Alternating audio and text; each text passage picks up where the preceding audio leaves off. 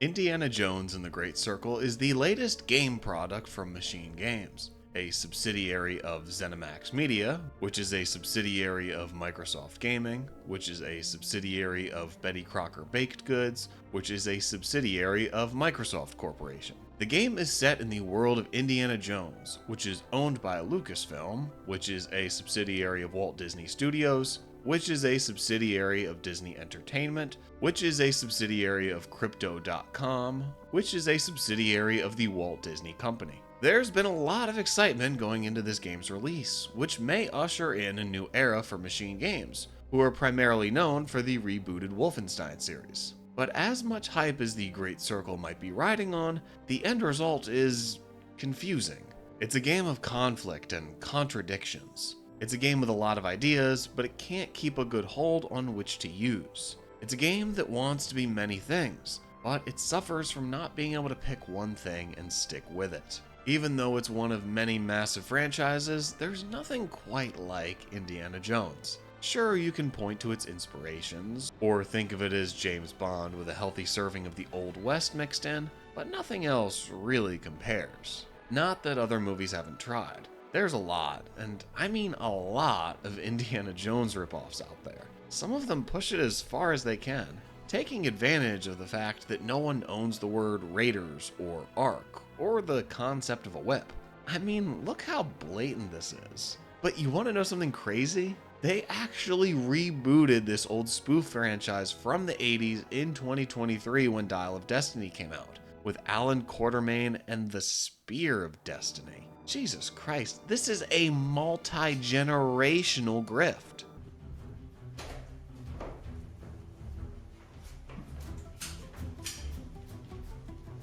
My grandfather's machine. Isn't she beautiful? But will it still work? We'll soon see. Get me a body from the storage room. Get a what from a what?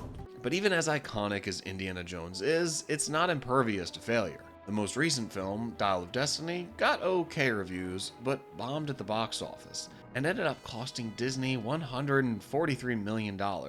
But don't worry about them.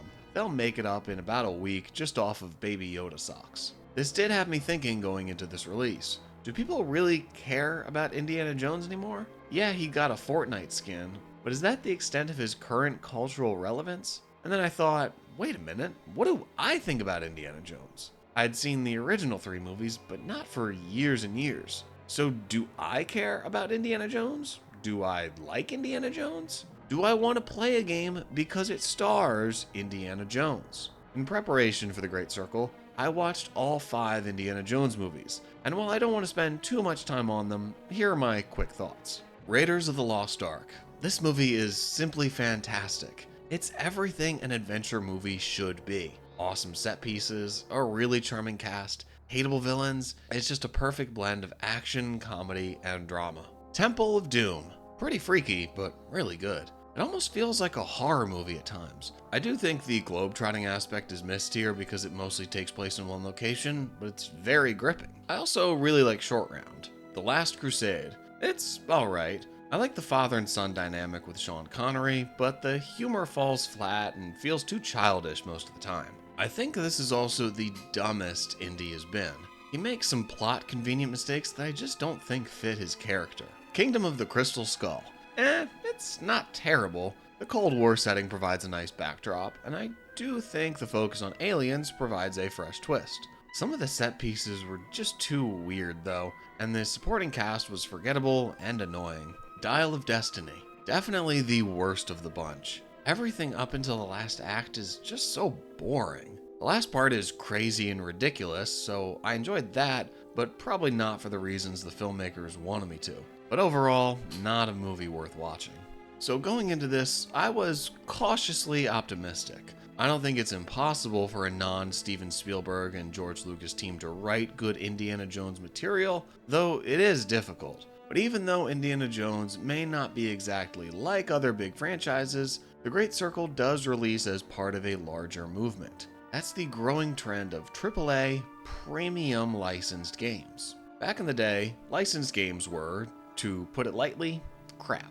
From the start of the gaming medium to the tail end of the PlayStation 2 and GameCube generation, the market was flooded with shoddily made, licensed tie-in games. Pretty much every big budget movie had a game to go with it. A few were good, a very small few were great, but most are pretty bad. The trend died out in the Xbox 360 and PS3 generation, with licensed games either being complete mobile cash grab games or Lego games. In the last few years, licensed games have made a return, but not in a way we've seen before. Rather than a game being tied directly to a certain movie and just having the player follow along that film's plot, we're now seeing high-budget games that are set in the world of the IP, but tell an original story. Games like Insomniac's Spider-Man titles, the Star Wars Jedi games, and Hogwarts Legacy are all examples of this, with Indiana Jones and the Great Circle being the latest. Not all of these games are perfect, in fact, pretty far from it, but we're in a much better place for licensed games than we were 20 years ago. Developers don't need to be constrained to fit the narrative or settings of one particular movie. Instead, they can pull ideas where they work and focus on creating a game that makes sense within that world. They don't always nail it, but the ability to do so is there, where it wasn't always before. The good news for the Great Circle is that the Indiana Jones IP does feel like it would lend itself well to a video game. The different mystical settings, intriguing puzzles, and a dash of combat, it all sounds like it would make for a great game. I suppose that's why Uncharted was made in the first place, to fill that big Harrison Ford-shaped hole in gaming. But if Uncharted can get a movie, it's only fair that Indiana Jones gets a game, so here it is, The Great Circle.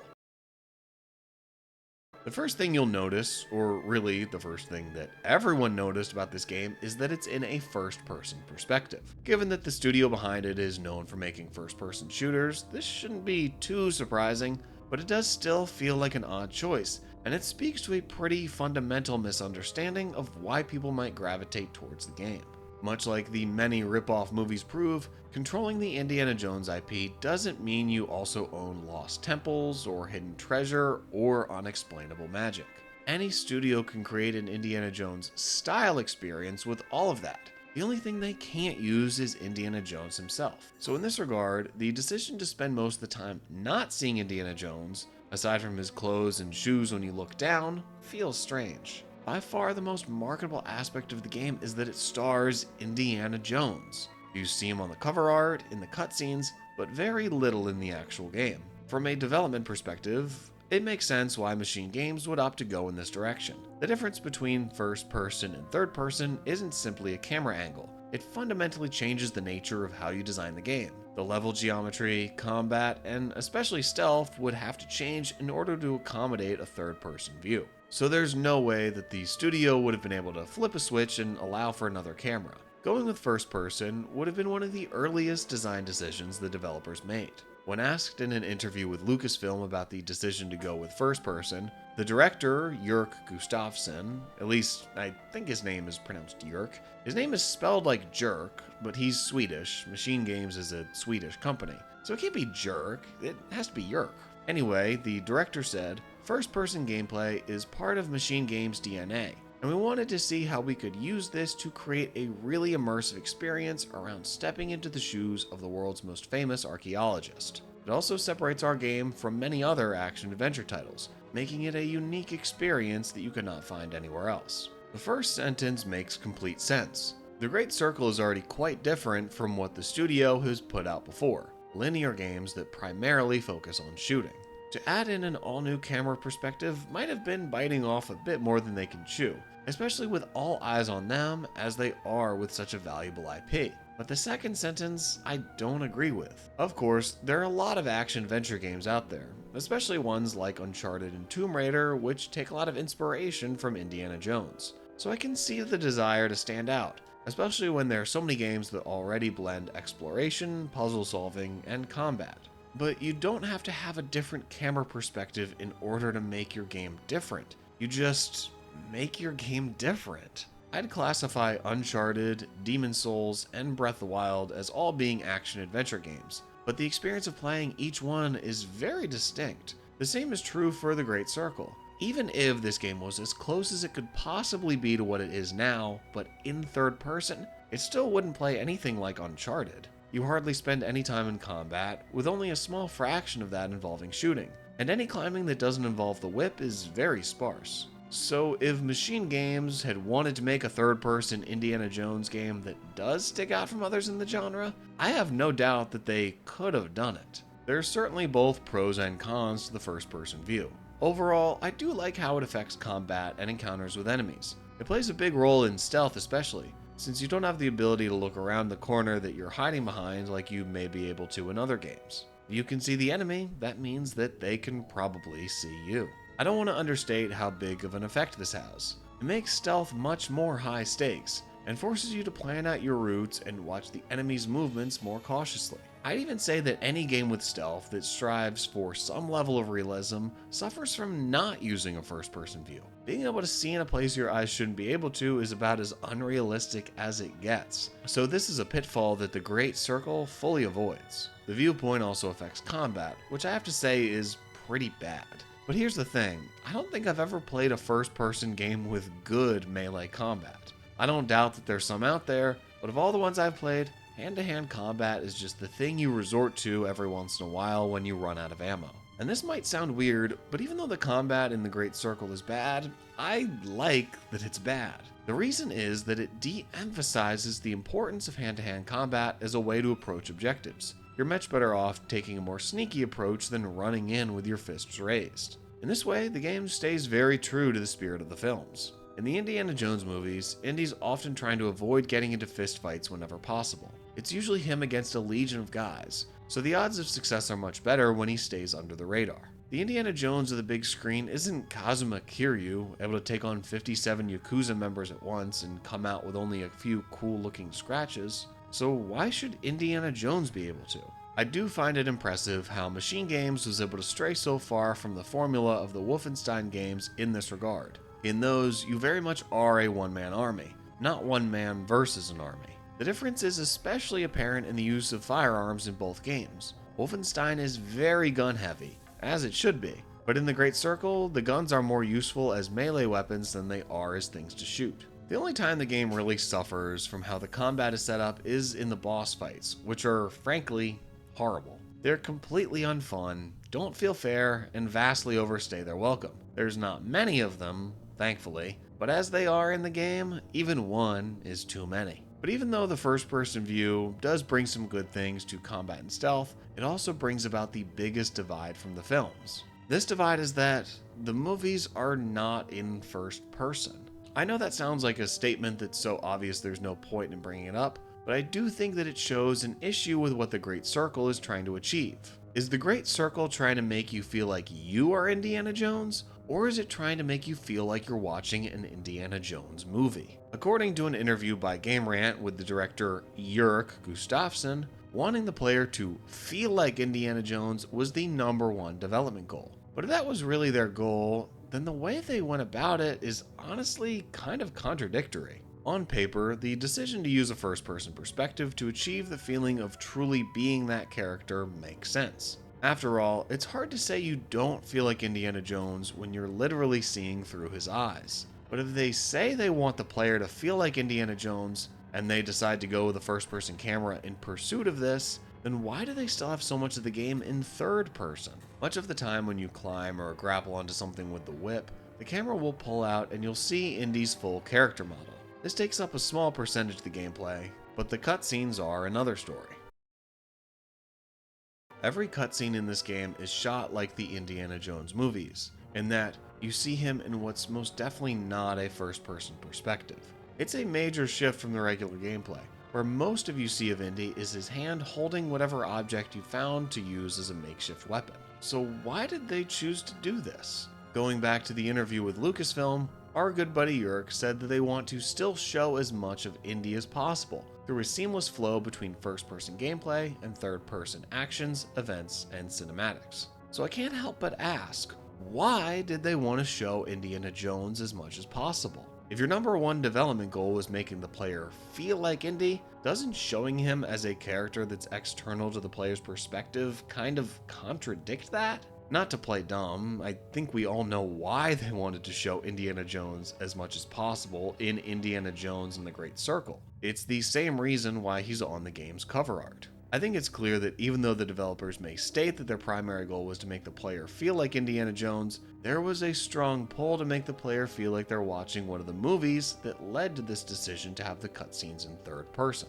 Whether this is due to marketability demands or a true desire to line up with the source material, I can't say. But in either case, it does have an impact on the player experience that the developers apparently desire. Because let me ask you, if their true goal was to make the player feel like Indiana Jones, wouldn't the clear choice be to keep the cutscenes in first person as well? If you're playing the game, wouldn't you feel more like Indiana Jones if you were looking through his eyes through so many of the game's pivotal cinematic moments? But maybe making the player feel like Indiana Jones is an uphill battle that the developers wouldn't have been able to win even if they had strictly stuck to this first development goal. Because unlike the other AAA licensed games to release in recent years, the Indiana Jones IP is based off of a more narrowly defined character, rather than a world. Hogwarts Legacy tried to make you feel like a student at Hogwarts, not like Harry Potter. Star Wars Jedi Fallen Order tried to make you feel like a Jedi, not like Luke Skywalker.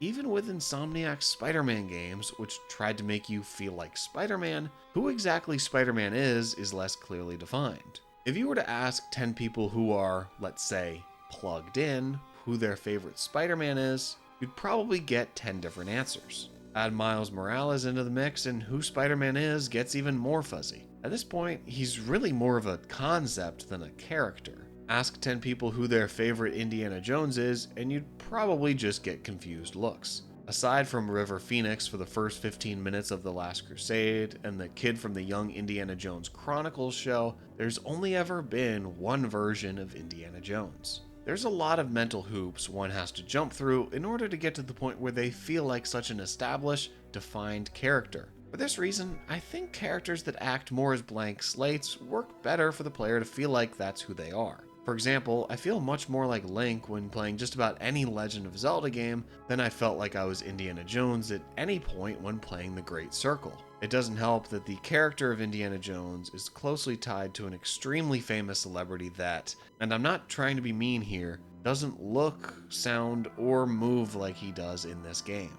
This reminds me of another facet of some first-person games I've had on my mind for a long time. That's the fact that I think a voice protagonist in a first-person game doesn't quite make sense. Think about it. The aim of a game with a first-person perspective is to put you fully in the shoes of the main character. You are them, and they are you. You control where they look, how they move, and what they do. But for some reason, you don't control how they talk? It's like if in real life, someone else's voice came out of your mouth completely out of your control. Maybe one day, there will be a game that connects to your microphone and you can speak into it as the protagonist, and other characters will react and respond dynamically to what you say.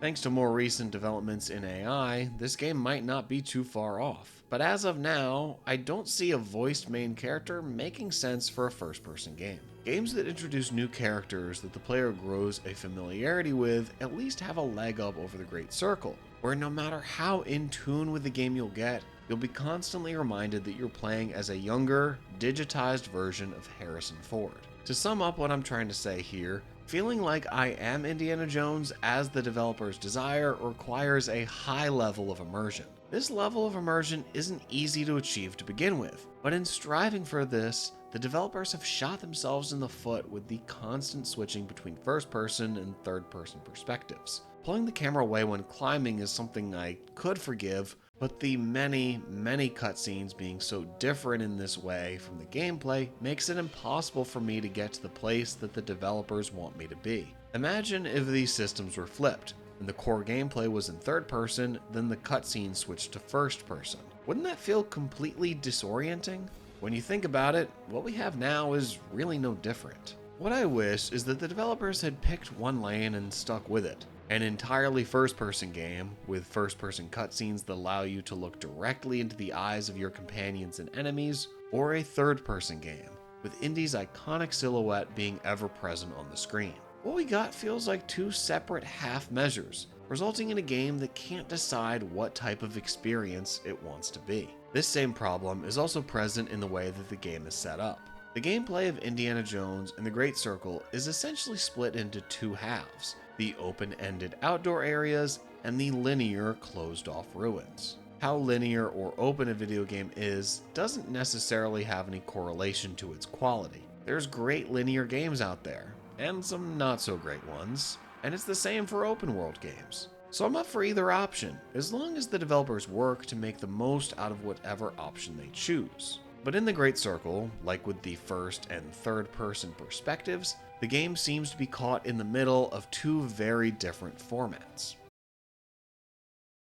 After a playable flashback to the intro of Raiders of the Lost Ark, then a few moments at Marshall College, then an infiltration into the Vatican, I was pleasantly surprised to be put into a mini open world area, where I was given agency over what I wanted to do and where I wanted to go. I had been expecting the game to be fully on rails, similarly to other games of this type, so I was intrigued at how open this first area seemed to be. There's three main open sections of Indiana Jones and the Great Circle: Vatican City in Rome, Giza in Egypt, and Sukhothai in Thailand. Each of these areas manages to feel very different from the others, not just thanks to their aesthetics, but also their structure. Vatican City is by far the most urban of the three, making it very dense and lending itself well to the feeling of espionage. Giza is the most open in the traditional sense, with the large, flat desert hosting quite a few compelling points of interest. Sukhothai is the most unique, thanks to the majority of the travel in it being done by a motorboat on its many rivers.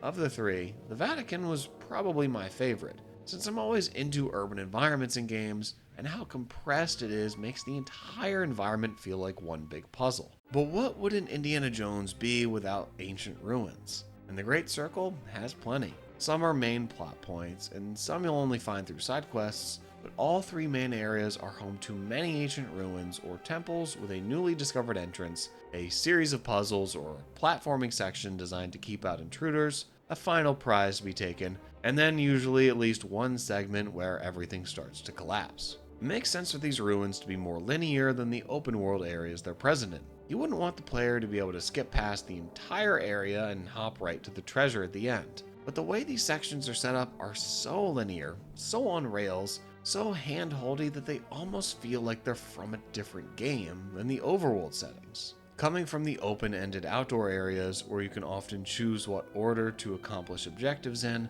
access locations from multiple angles and go through different routes, and take either a stealthy approach or a more loud and forceful one, I'd expected and hoped that the same philosophy would apply to the interior sections. But instead, we got puzzles with strict solutions, heavily scripted platforming, and exploration with all the freedom of a jail cell. The majority of the puzzles in Indiana Jones and the Great Circle follow this format. Enter a new room, notice the very prominent puzzle in the middle, along with your companion pointing it out to you, realize that there's another object you need to complete it, search around for the one item in the room with a glowing white outline and an X button icon, place it into the puzzle in one way or another, maybe repeat and grab another item with a glowing outline, and arrive at the solution, which also might turn out to be a trap, but that's what you were supposed to do anyway, so it doesn't really matter. In solving the game's puzzles, there's very little critical thinking or problem solving needed. Maybe a little bit of trial and error in order to learn how the puzzle works, but overall they require as much brain power as connect the dots. Maybe the incredibly linear nature of the puzzles would work out better if they were more challenging, but they're just about as easy as video game puzzles can get. I'll fully admit, I'm pretty dumb when it comes to most game puzzles, but with these, I never ran into any frustration, never looked anything up, and never got stuck. Even with the Captain Cypher puzzle in the Himalayas, I got to that and thought, oh boy, I'm never gonna solve this without a guide. But after just a couple of minutes of scanning the room, I was unlocking the door and off on my way. Let me ask you this, which is more satisfying? Following a strict set of steps in order to solve a puzzle, or coming up with your own solution? I think we all know the answer. It's a slow change, but I do think the more creative studios in the gaming industry are shifting to allowing the players to do the latter. The most prominent example would be the most recent Zelda games, Tears of the Kingdom and Echoes of Wisdom. In both of these titles, every puzzle has multiple solutions, some even that the designers themselves didn't think of. I know that with games having longer and longer development times, it can take a while for a trend to really move throughout the industry. But after playing games like these recent Zelda titles, Baldur's Gate 3, and Elden Ring, the Great Circle feels just as ancient as the relics you're searching for in it. This issue spills over to the platforming as well, which most of the time doesn't manage to be much more than a glorified cutscene. There are no decisions to be made when traversing a dangerous area. It's just look around for the next bit of flat land you have to get onto, then either jump, swing with your whip, or climb up the wall with your whip. The game is also a victim of yellow paint syndrome, which, if you aren't aware, is a trend where interactable parts of the environment are clearly marked with some type of indicator, oftentimes yellow paint. The Great Circle uses white paint instead, which doesn't stick out as intrusively as yellow does, but once you get accustomed to it, you do find yourself searching for spots of white in the environment, rather than looking for things that would naturally be interactive. I understand the need for this sort of visual indication, and this game does handle it better than some others, but it's still a very video gamey approach in a title that otherwise tries to provide an authentic, film-like experience. Like with other games afflicted with the yellow paint syndrome, the problem isn't the paint per se, the problem is with the overall, hyper-realistic art style not meshing well with the constraints of video games as a medium. It's the platforming that shows just how restricted the interior environments are. You don't get to decide on the best path to move forward. You have to look for the bits of white for the game to tell you exactly where to go. When you're jumping across a gap, there's never any challenge or risk. You make the jump, whether the whip is involved or not, and watch the animation of Indiana Jones climbing up while you hold the analog stick forward. The shallow, dull platforming is also probably another victim of the decision to go with a first-person perspective. There's a reason that pretty much every platform game is third-person. Jumping when you can see your character just works better. If we're going to look at this setup through the lens of the developer's #1 goal of making the player feel like Indiana Jones, I can't see how such a linear approach to puzzles and platforming does anything but the opposite. Even in the films, Indiana Jones is someone who breaks the rules and outsmarts his opponents by going along his own path. This can be clearly seen in that iconic moment in Raiders of the Lost Ark, where instead of getting into a big fight with his sword-wielding enemy, he just shoots him and moves on. It would be great if the game took a similar approach, but whenever you're inside a ruin trying to get whatever sacred idol awaits you at the end, you're given no option to do anything other than exactly what the game tells you to do. If the entire game was as narrow as Inside the Temples are, I might not find it very interesting, but at least the entire game would be cohesive. But instead, like the dichotomy of balancing first-person gameplay with third-person cinematic-style cutscenes, the game tries to accommodate both open-ended areas and constricted, lifeless interior segments, which overall creates a jarring clash of experiences that don't feel as if they come from a singular creative vision, but rather the dreaded design by committee.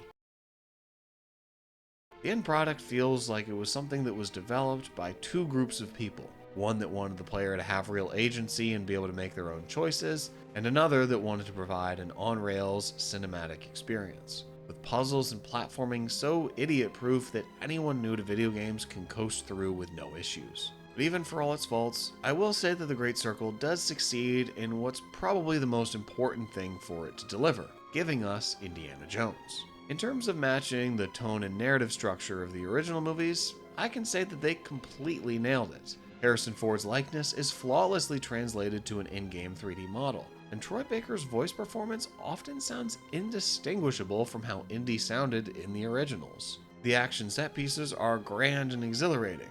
At times, they can be a bit unrealistic in terms of what a human being can do without being killed, but in this regard, they match the films pretty well. The secondary characters are a mixed bag, with some being more memorable than others, but the main companion, Gina, was smart, charming, and helpful. Basically everything that an Indiana Jones companion should be. The story has enough twists in it to keep it interesting, even if some are pretty predictable, and each of the settings feels like a perfect backdrop for an Indiana Jones story. My only big point of criticism with the narrative is the main antagonist, Emmerich Voss. His performance is fantastic, which covers a lot of the ground needed to make him a hateable villain. But my problem with him is, he doesn't do all that much that's super evil. He's a dick, that's for sure, especially towards Gina, but in order for the game to make the player really hate him, I don't think he did enough. I'm not asking for anything too gruesome, but something like in the beginning of Raiders of the Lost Ark, where the main Nazi is about to torture Marion, and looks very excited to do it. Just a quick scene like that near the beginning would have taken him from being a pretty good villain to being a really good villain.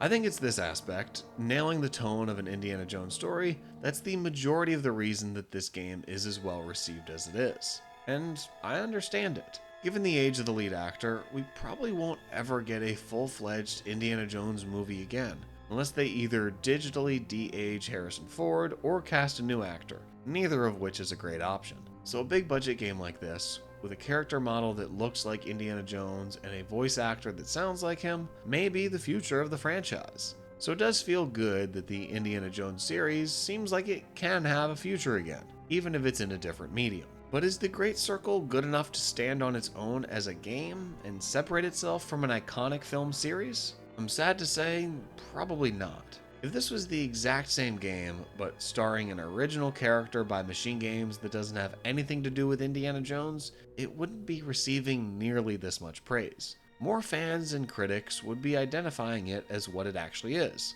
A game with a good story and nice set pieces, but uninspired and boring gameplay that doesn't push the envelope or introduce any new ideas. As this trend of AAA licensed games becomes more prevalent, I think that more players are going to have to realize that it's the IP that should serve the gameplay, not the other way around.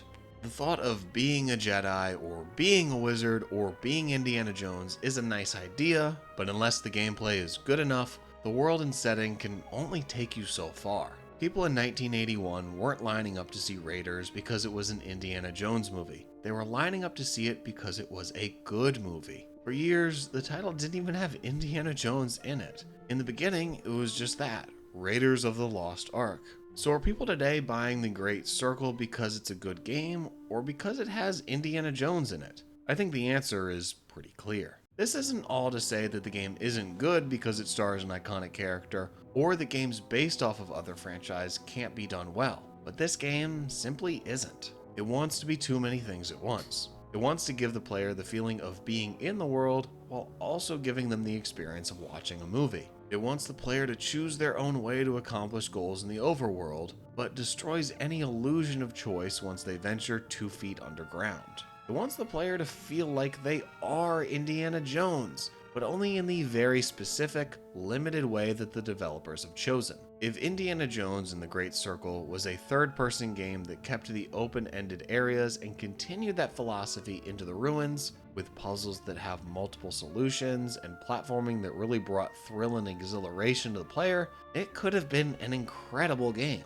Wouldn't it have been great if the player, like Indiana Jones, was able to make it up as they go along, tackling obstacles in any way that they want to? Not looking for which object has a glowing outline around it or searching for a button prompt to know what they can use the whip on, but using their brains to come up with unconventional solutions. That's more in line with what Indiana Jones is truly about, and would have made for a more fun game regardless of what universe it's set in. It's sad to see a studio get the tone, look, and feel of the Indiana Jones movie so right, but end up missing the essence of what makes it all work. The style is brilliant, but the substance is unconvincing. For Machine Games' first big departure from the Wolfenstein series, they did a decent job, but with the end product, the broth has been spoiled by too many cooks. The credits of the game last for nearly 40 minutes. That's such a long time that my controller disconnected twice during it. That's such a long time that I made and ate breakfast, and cleaned up my kitchen with time to spare.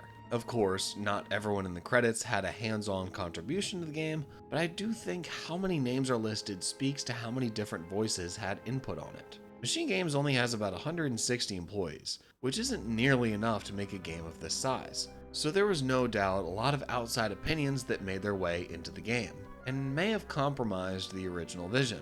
There's a lot of attention on the Great Circle, not just from Disney and LucasFilm, who want the franchise to regain steam after the Dial of Destiny flopped, but also from ZeniMax and Bethesda, who need a win from their gaming studios after a string of lukewarm titles. So maybe Machine Games had a more consistent and daring plan for the Great Circle in the beginning, but it got watered down over years of executive meetings, focus group testing, and market studies. The same thing happens with big budget movies, so it only makes sense for it to happen for games. At the very least, even if this game doesn't stand out in terms of gameplay, it seems to be doing a good job of reigniting the fire of the franchise, which may cause new TV series, movies, or games to be developed. I do hope that one day we'll get an Indiana Jones game that captures both the tone and the philosophy of the films, and provides interesting gameplay that allows players to accomplish tasks in the way that they choose. But Indiana Jones and the Great Circle is not it.